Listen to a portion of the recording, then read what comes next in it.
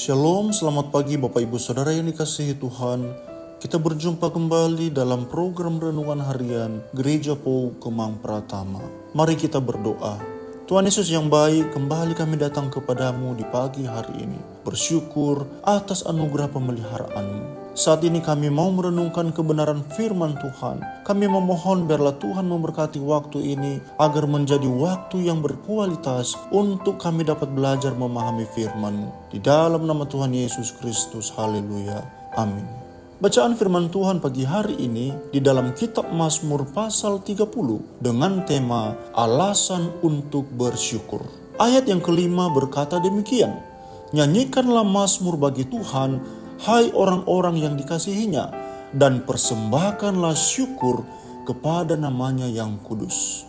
Bapak, Ibu, dan Saudara yang dikasihi Tuhan, bersyukur merupakan hal yang lazim kita lakukan sebagai anak-anak Tuhan. Namun seringkali syukur kita lebih berorientasi pada berkat atau kesenangan. Bila dalam keadaan yang sulit, terjepit, dan gagal, biasanya sulit bagi kita untuk bersyukur.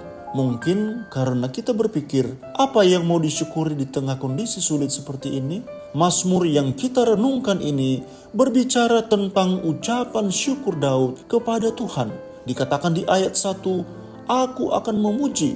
Dan kemudian di ayat 4, nyanyikanlah mazmur, persembahkanlah syukur. Dan ayat 12, jiwaku menyanyikan mazmur. Aku mau menyanyikan syukur bagimu. Pertanyaannya, mengapa Daud bersyukur kepada Tuhan? Pertama, walaupun hidupnya susah, tetapi dikatakan di ayat 1-3, Tuhan setia. Kesetiaan Tuhan dirasakan oleh Daud di tengah kesusahannya karena musuh-musuhnya, dalam kesesakannya, dalam duka citanya. Kedua, walaupun sesaat Tuhan murka, tetapi di ayat 5 kita bisa lihat seumur hidup Tuhan murah hati.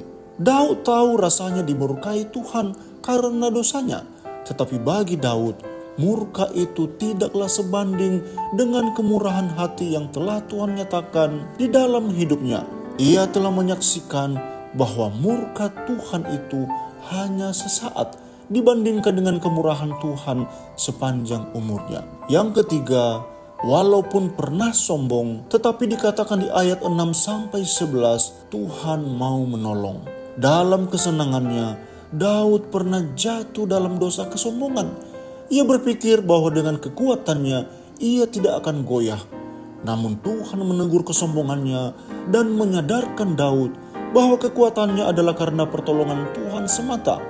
Karena Tuhanlah yang mengubah ratapnya menjadi tarian, perkabungannya menjadi sukacita.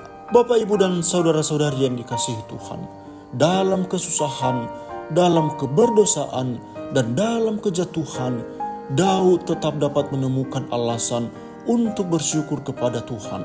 Tentu ini juga menjadi perenungan bagi kita untuk dapat menemukan alasan untuk bersyukur kepada Tuhan meski di tengah kesulitan.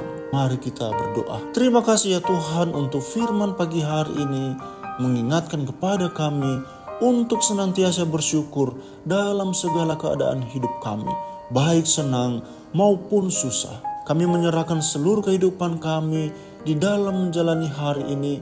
Biarlah Allah Immanuel senantiasa beserta dengan kami. Di dalam nama Tuhan Yesus Kristus, haleluya, amin.